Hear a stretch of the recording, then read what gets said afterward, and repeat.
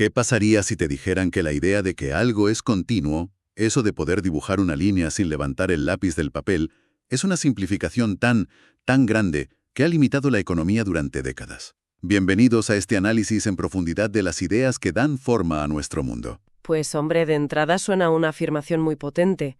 En ciencia, la simplificación suele ser una virtud, ¿no?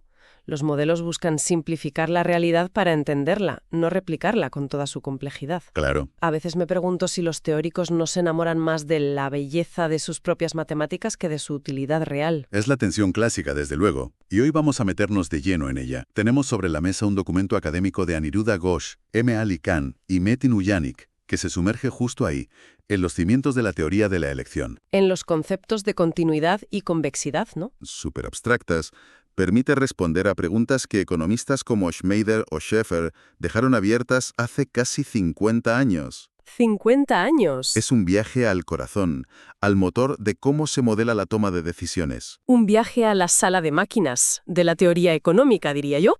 A ver si no nos perdemos entre los engranajes. Para eso estamos. Y te confieso que a mí esto me parece fascinante.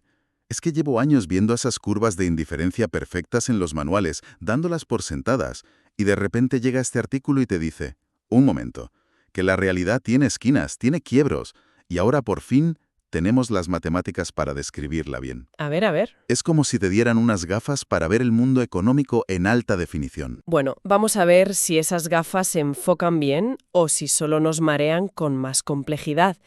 A menudo, esta elegancia matemática esconde supuestos que la alejan de cualquier aplicación práctica. Mi pregunta de fondo es, ¿realmente necesitamos complicar tanto unos conceptos que, en principio, parecen sencillos? Pues mira, empecemos por el principio, por la idea más básica. El documento arranca con una cita de Gerschenkron que describe una función continua como aquella que se puede dibujar en su totalidad sin levantar el lápiz del papel. La idea del colegio, vamos. La que todos tenemos en la cabeza. Simple, intuitivo, clarísimo. Ya, pero ahí está la trampa. Esa simpleza se rompe en cuanto tienes más de una dimensión. El artículo se apoya en un hecho que, ojo, se conoce desde 1884 gracias a Genocchi y Peano. Desde el siglo XIX. Desde entonces. Y es que la continuidad separada no implica la continuidad total, la de verdad. A ver, explícanos ese matiz que me parece crucial. ¿Qué es eso de continuidad separada? Pues mira, imagina que estás en un mapa topográfico en la ladera de una montaña. La continuidad separada significa que si caminas en línea recta de norte a sur, el camino es suave, sin saltos. Vale. Y si caminas en línea recta de este a oeste, también es suave. O sea, en cada eje por separado todo parece perfecto. Si solo miro en una dirección, puedo dibujar la línea sin levantar el lápiz. Exacto. Pero, ¿qué pasa si intentas ir en diagonal, desde el sureste hacia el noroeste, por ejemplo? Podrías encontrarte de bruces con un acantilado, un salto brusco. Que la superficie sea suave en las direcciones cardinales no garantiza que lo sea en todas las direcciones. La superficie en su conjunto no es conjuntamente continua. Qué buena imagen. O sea que la economía durante 50 años se ha basado en la idea de que nuestras preferencias son tan suaves como una pista de patinaje. Me gustaría saber dónde compra esa gente, porque mi vida está llena de acantilados y decisiones con esquinas. Pues esa es la cuestión. ¿Es esto una mera curiosidad matemática o captura algo real sobre cómo decidimos? Porque al final nuestras elecciones son sobre combinaciones de bienes. Un poco más de esto a cambio de un poco menos de aquello. Moverse en diagonal, por el mapa. Justo. Y este artículo argumenta que esa distinción, la de analizar las cosas dimensión por dimensión, es la clave para construir modelos más robustos. Y creo que esto se ve todavía más claro cuando pasamos al segundo gran concepto, la convexidad.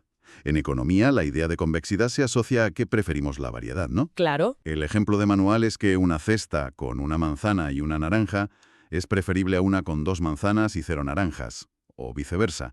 Gráficamente esto crea esas curvas de indiferencia suaves, redondeadas, que pueblan los libros de texto. Claro, el modelo de libro de texto que asume que somos seres de preferencias suaves y redondeadas. Pero la realidad es mucho más puntiaguda. El propio documento cita a Bergström, Parkes y Reider, que ya en el 76 decían que asumir esa convexidad perfecta exige más de lo necesario para muchos propósitos. Que es pedirle peras al olmo, vamos. Exacto. Totalmente. Y el artículo da un ejemplo visual clarísimo. En su figura 1, muestran unas curvas de indiferencia que no son redondeadas, sino que tienen un quiebro, un punto anguloso, como el vértice de una V. ¿Y qué podría representar ese quiebro en el mundo real? ¿Dan algún ejemplo? Pues imagínate algo muy concreto. Piensa en el software de una empresa. O necesitas la licencia completa de Microsoft Office o necesitas la de Google Workspace. Una mezcla de medio Office y medio Workspace no te sirve para nada. Vale. O piensa en alguien que toma el café con 2 terrones de azúcar. Ni uno más, ni uno menos. Para esa persona, un café con 1,9 terrones o con 2,1 es peor que con 2. Sus preferencias no son una curva suave, tienen un pico muy claro en esa proporción exacta. Eso es un quiebro. Vale, ese ejemplo es muy bueno. Son preferencias de todo o nada o de proporciones fijas. Lo fascinante aquí, y es donde el artículo introduce su herramienta clave, es que esas preferencias, aunque no son convexas en el sentido tradicional, sí que lo son si las miras de otra manera. Y ahí es donde entra la idea central de convexidad separada. Es la misma lógica que con la continuidad. A ver. Significa que una preferencia puede ser convexa si analizamos cada bien por separado, manteniendo el otro constante, aunque no lo sea en conjunto. En el gráfico de la figura 1, si te mueves solo en horizontal o solo en vertical, la curva se comporta de forma convexa. El problema, el quiebro, solo aparece cuando intentas combinar los dos bienes. Claro. Esta definición, que es más débil, más laxa, permite por fin modelar matemáticamente esas preferencias con quiebros que son mucho más realistas en ciertos contextos. No solo para el consumidor, sino piensa en la producción. Claro. Una receta de un producto químico puede requerir 2 partes de A y una de B. Cualquier otra proporción es un desperdicio. Exacto. Permite un mayor realismo, que los modelos se parezcan más al mundo. De acuerdo, es una condición más débil y, por tanto, más general y realista. Pero mi escepticismo vuelve con la misma pregunta. ¿Qué ganamos realmente al debilitar esta suposición? Si hacemos las reglas del juego más laxas, no corremos el riesgo de que las matemáticas que usamos para demostrar cosas importantes, como la existencia de un equilibrio de mercado, dejen de funcionar. Claro. ¿No se nos puede venir abajo todo el chiringuito? Y esa es exactamente la pregunta del millón, ¿verdad? Si relajas las reglas del juego, ¿se viene todo abajo? Pues lo fascinante es que los autores demuestran que no, y su respuesta está en los teoremas 1 y 2. Esto es, para mí, el corazón del artículo. A ver, ilústrame, ¿cómo evitan que se derrumbe todo? Imagínalo como un castillo de naipes. En la teoría económica, la propiedad más útil, la que te permite demostrar que los mercados funcionan y llegan a un equilibrio, es la carta de arriba del todo. Llamémosla la propiedad del gráfico abierto. De acuerdo, el santo grial que todos los teóricos quieren alcanzar. Exacto. Antes, para que ese castillo de naipes no se cayera, necesitabas construirlo sobre una base muy rígida, muy sólida, pero poco realista. La convexidad perfecta de los libros de texto.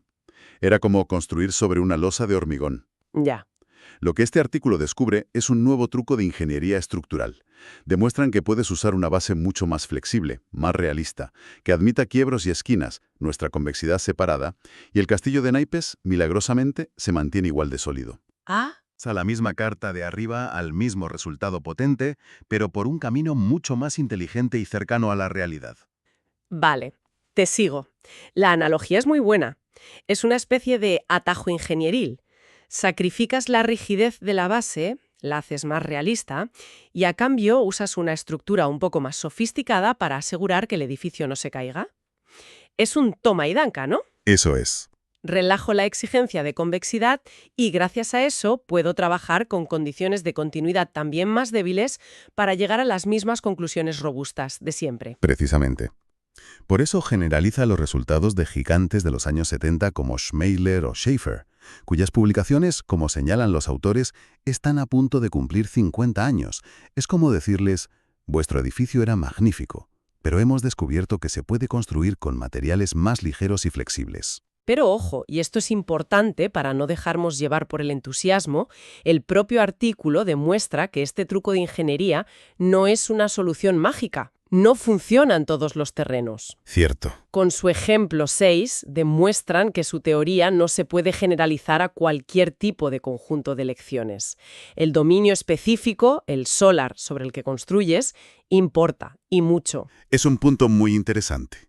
De hecho, usan su marco para responder negativamente a una pregunta que Bergstrom, Parkes y Rader dejaron abierta en el 76. Y no solo eso, ¿eh? ¿Hay más? Incluso presentan un contraejemplo a un resultado de otro investigador más reciente, Yamazaki, que intentó resolver este problema y, según ellos, cometió un error. Esto demuestra la honestidad intelectual del trabajo. Y subraya mi punto inicial. Esta elegancia matemática es frágil. Un pequeño cambio en las condiciones iniciales puede hacer que toda la estructura se venga abajo. Es un bisturí de alta precisión, pero tienes que saber exactamente dónde y cómo portar. No es una herramienta para principiantes. Totalmente de acuerdo. Pero lo que logran unificar con esa herramienta es impresionante. Y eso nos lleva al teorema 3, que es como la culminación de todo.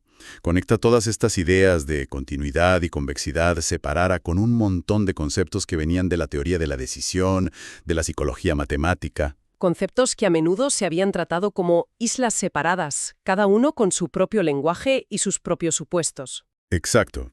Lo que hace el teorema 3, y se ve muy bien en las figuras 3 y 4 del artículo, es actuar como una piedra de Rosetta. Demuestra que su idea de convexidad separada es la clave para traducir entre todos estos lenguajes diferentes que economistas y psicólogos han usado durante décadas. Entiendo. Conceptos que antes parecían no tener relación, de repente, gracias a esta llave maestra, encajan y resulta que significaban lo mismo. Es un trabajo de consolidación y ordenación brutal. Reconozco la belleza teórica. Es como si alguien llegara a una biblioteca caótica donde los libros están desperdigados y creara un sistema de catalogación unificado que de repente le da sentido a todo. Es un trabajo de consolidación impresionante. Sí lo es. Sin embargo, y perdona que insista, vuelvo a mi pregunta inicial. ¿Cómo se traduce esto en algo tangible? Saber que un concepto X es equivalente a un concepto Y nos ayuda a predecir mejor el comportamiento del consumidor, a diseñar mejores políticas públicas o a entender las crisis financieras. Es la pregunta clave. Y los autores son honestos al respecto. No prometen una aplicación para mañana, pero sí que abren lo que llaman vías prometedoras para trabajos futuros. Y aquí es donde se pone interesante de verdad. En lugar de ser una respuesta vaga, podemos pensar en ejemplos muy concretos. A ver, sorpréndeme.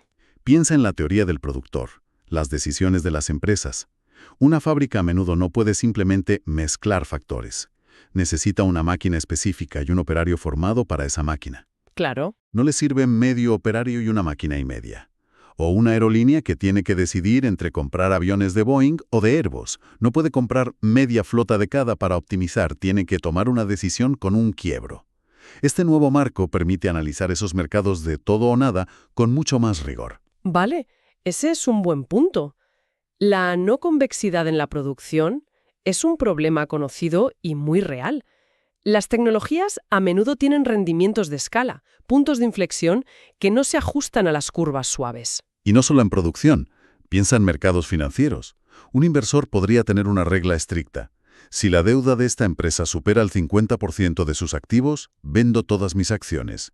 No vende un poquito, vende todo.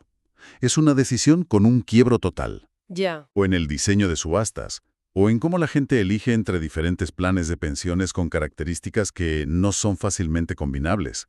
El valor no es una aplicación inmediata, sino el refinamiento de las herramientas. Es como afilar los lápices y mejorar las reglas antes de empezar a dibujar el plano de un edificio nuevo. Me gusta esa analogía. Están fabricando un nuevo tipo de bisturí para los cirujanos teóricos. Es más preciso, más fino, pero queda por ver qué nuevas operaciones permitirá realizar que antes eran imposibles o demasiado arriesgadas. Exacto. El reto ahora es que los cirujanos aplicados aprendan a usarlo y se atrevan a llevarlo al quirófano del mundo real. Exacto. Abren la puerta a que futuros investigadores puedan modelar comportamientos y situaciones que antes se consideraban intratables o que requerían simplificaciones que todos sabíamos que eran un poco burdas. Bien, entonces, si hacemos balance, por un lado, hemos analizado un refinamiento técnico, profundo y, hay que decirlo, elegante de la teoría económica. Demuestra que conceptos que damos por sentados, como la continuidad, son increíblemente complejos. Mucho. Es una construcción matemática que pone orden y unifica décadas de teoría, aunque su aplicación práctica directa sigue siendo una pregunta abierta. Es un avance claro para los teóricos, pero el jurado todavía está deliberando sobre su impacto en la economía aplicada. Y por otro lado, que no es poco, este trabajo ofrece a los economistas herramientas más flexibles y realistas.